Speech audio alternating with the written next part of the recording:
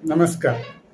Technical फंडा देव दीक्षित या आपल्या यूट्यूब चॅनलवरती तुम्हा सर्वांचं हार्दिक स्वागत आहे. कृपया आजचा खूप महत्त्वाचा व्हिडिओ आहे. व्हिडिओ कुठेही स्किप करू नका. तुमच्यासाठी उपयुक्त अशी माहिती या व्हिडिओमध्ये असणार आहे. एखाद्या व्यवसायासाठी भांडवल किती लागेल हा एक कळीचा मुद्दा घेऊन आजचा हा व्हिडिओ आपण बनवत आहोत. तर बघा, कुठल्याही व्यवसायासाठी एक सरासरी ठराविक भांडवलाची गरज असते, पण नक्की आकडा कुणीच सांगू शकणार नाही. कारण हा आकडा त्या व्यवसायाच्या हिशोबाने, भांडवलाच्या हिशोबाने आणि जागेच्या हिशोबाने थोडाफार कमी जास्त होत असतो. मग आता तुम्ही व्यवसाय काय करणार आहात याच्यावरती पण बऱ्याचशा गोष्टी डिपेंड आहेत.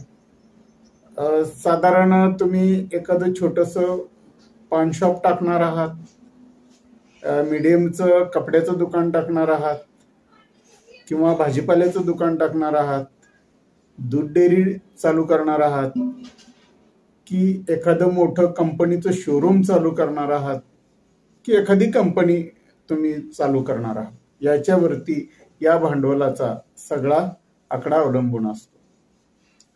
आता मुळात पाठीमागच्या व्हिडिओमध्ये मी सांगितलेलं होतं की व्यवसाय करावा का नोकरी. आता या प्रश्नाचं उत्तर तुम्हाला त्या व्हिडिओमध्ये मिळालेलं असेल. ज्यांना नोकरी हा पर्याय व्यवस्थित वाटतो, चांगला वाटतो, त्यांनी नोकरी, आणि ज्यांना व्यवसायच करायचा आहे त्यांच्यासाठी व्यवसाय हा पर्याय उपलब्ध आहे. पण व्यवसाय करत असताना भांडवलाचा फार मोठा प्रश्न आपल्या समोर उभा असतो. मग भांडवल कुठून घ्यायचं? तर याच्यासाठी पण अनेक मार्ग तुम्हाला उपलब्ध असतात. एक तर तुमच्या नातेवाईकांकडून काही एक ठराविक परतीच्या बोलीवरती तुम्ही रक्कम घेऊ शकता, उभा करू शकता. त्याचप्रमाणे खाजगी फायनान्स कंपन्या असतात, त्यांच्याकडूनही निधी उभा करता येतो. आपली जी काही आपण बँकेमध्ये किंवा इतर सोन्या नाण्यांमध्ये बचत केलेली आहे तीही याच्यामध्ये गुंतवता येऊन आपण भांडवलामध्ये रूपांतरित करू शकतो. आणि त्याचप्रमाणे बँकेकडून सुद्धा आपण कर्ज घेऊ शकतो. आता याच्यामध्ये जर माझ्या मते तुम्ही पर्याय विचाराल तर बँकेकडून कर्ज घेणं हा पर्याय सर्वात चांगला राहील. कारण नातेवाईक कुणी फारसे पैसे देणार नाहीत, कारण ज्यांच्याकडे तुम्ही पैसे मागाल ते लगेचच नाराजी व्यक्त करतील. त्याचप्रमाणे खाजगी फायनान्समधून जर तुम्ही फायनान्स घेतला तर हे लोक सहसा धोकेबाज असतात, फ्रॉड असतात, किंवा हे कॅरेक्टरलेस असतात, व्यवस्थित नसतात. त्याच्यामुळं यांच्याकडून पैसा घेणं हे फारसं उचित ठरणार नाही. पण सरकारी बँकेकडून जर तुम्ही कर्ज घेतलं तर सरकारी बँका तुम्हाला नाहक त्रास देत नाहीत आणि मानसिक काही अडचणीही तुम्हाला येत नाहीत. तर सरकारी बँकेकडून कर्ज घेणं हा पर्याय सर्वात चांगला आहे. मात्र असं असलं तरी सरकारी बँका सहसा लवकर कर्ज देत नाहीत, ही पण गोष्ट तितकीच खरी आहे. आता त्याचं कारण पण तसंच आहे.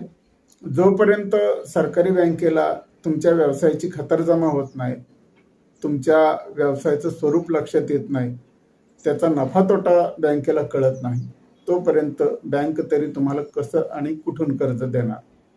आणि सरकारी बँकेचं कर्ज काढत असताना सरकारी बँकेची एक अट असते, ती म्हणजे तुमचं स्वतःचं 5 ते 10% भांडवल असायला पाहिजे, तरच तुम्हाला सरकारी बँकेमार्फत कर्ज मिळू शकणार आहे. त्यामुळं तुम्ही आपल्याकडं 5 ते 10% भांडवल उभं राहिलेलं आहे का, किंवा बँकेला आपण पात्र ठरतो का, हे एकदा बघायला हवं.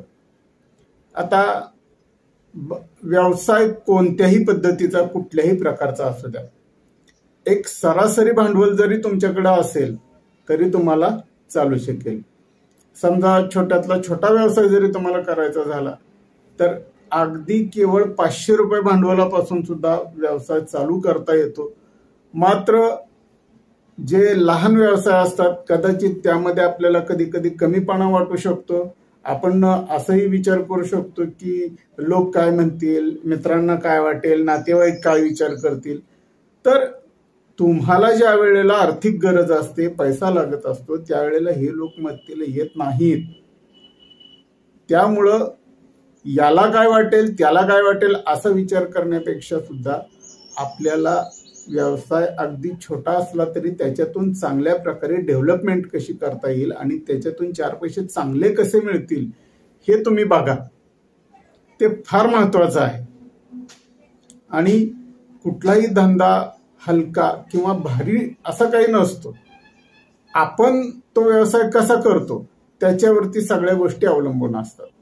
तुम्ही जर व्यवसाय चांगल्या प्रकारे केलात, त्याला चांगली बळकटी दिली, सातत्य ठेवलं, नवीन नवीन वस्तूंच्या अपडेट्स ठेवल्यात, व्यवस्थित हिशोब ठेवलात, तर तुमचा व्यवसाय अगदी चांगल्या प्रकारे चालू शकतो. आणि जर तुम्ही तुमच्या व्यवसायाच्या जाहिराती केल्यात, मार्केटिंग केलं, तर आणखी व्यवसाय तुमचा चांगल्या उंचीवरती जाऊ शकतो. पण त्यासाठी सातत्यानं प्रयत्न मात्र तुम्हाला करायला लागतील. ज्या वेळेला तुमच्या प्रयत्नामध्ये खंड पडेल, ज्या वेळेला तुम्ही कुठंतरी कमी पडाल, त्यावेळेला हा तुमचा व्यवसाय तोट्याच्या दिशेनं जायला लागेल. आणि एक गोष्ट लक्षात ठेवा, व्यवसायामध्ये तूप खाल्लं की रूप येणार नाही. काही कालावधी जाऊ द्यावा लागेल, वेळ जाऊ द्यावा लागेल आणि मग हळूहळू तुमचा व्यवसाय डेव्हलप होणार. ते देखील तुम्हाला जोपर्यंत तुम्ही सुरू करणार असलेल्या व्यवसायातले खास खळगे कळत नाहीत, तुम्हाला काही अनुभव येत नाहीत, तोपर्यंत तुमचा व्यवसाय व्यवस्थित चालेलच असं काही सांगता येत नाही.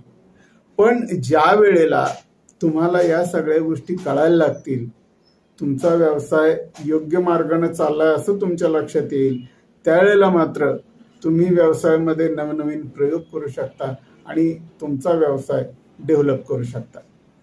पण व्यवसाय डेव्हलप करत असताना मी पाठीमागच्या सगळ्याच व्हिडिओमध्ये जवळपास सांगितलेलं आहे व्यवसायासंबंधीच्या, की उधारी देणं टाळा. जर तुम्ही उधारी देणं चालू ठेवलं तर व्यवसायाची ग्रोथ तर होईल, पण व्यवसायामध्ये प्रचंड मोठं नुकसान सुद्धा होईल. आणि व्यवसाय करत असताना समजा दुर्दैवानं व्यवसायामध्ये काही नुकसान झालं, काही तोटा सहन करायची वेळ आली, तर त्यासाठी एक ठराविक रक्कम तुमच्याकडे बाजूला शिल्लक ठेवलेली पाहिजे, की जेणेकरून ते नुकसान तुम्ही सहज भरून काढू शकाल किंवा सहन करू शकाल. आणि पुन्हा नव्या उमेदीनं तुम्ही व्यवसायामध्ये जी काही कमतरता आहे ती दूर करून व्यवसाय मोठ्या जोमानं पुढे घेऊन जाऊ शकाल. पण त्यासाठी मी या व्हिडिओमध्ये तुम्हाला गोष्टी सांगितलेल्या आहेत त्या कटाक्षानं तुम्हाला पाळायला लागतील. आणि हल्ली कसं आहे की सोशल मीडिया हाताशी आहे. तुम्ही तुमच्या व्यवसायाची जाहिरात मोफत यूट्यूब असेल, फेसबुक असेल, इंस्टाग्राम असेल, या प्लॅटफॉर्मवरून आरामशीरपणे करू शकता. आणि तुमच्या व्यवसायाच्या वस्तूंचं स्टेटस चांगल्या प्रकारे डिझाईन करून तुमच्या व्हॉट्सअप स्टेटसला देखील ठेवू शकता. आणि जर तुम्हाला शक्य असेल तर तुमच्या वस्तूंचे दर तुम्ही आटोक्यात ठेवा, जेणेकरून सुरुवातीलाच ग्राहक तुमच्याकडे मोठ्या प्रमाणात आकर्षित होऊ शकेल. सुरुवातीच्या काळामध्ये जास्त नफा मिळवण्याच्या फंदामध्ये तुम्ही पडू नका. आणि कमीत कमी नफा मिळवून जर तुम्ही व्यवसाय चांगल्या प्रकारे डेव्हलप करू शकत असाल तर ही तुमच्यासाठी एक अत्यंत चांगली आणि जमेची बाजू राहील. तर ह्या होत्या व्यवसाय संबंधीच्या काही टिप्स. आणि व्यवसाय संबंधी आपल्याला किती भांडवल लागणार आहे त्यासाठीची महत्त्वाची गोष्ट. तर भेटूया पुन्हा अशाच नवनवीन व्हिडिओजमध्ये. तोपर्यंत नमस्कार, धन्यवाद.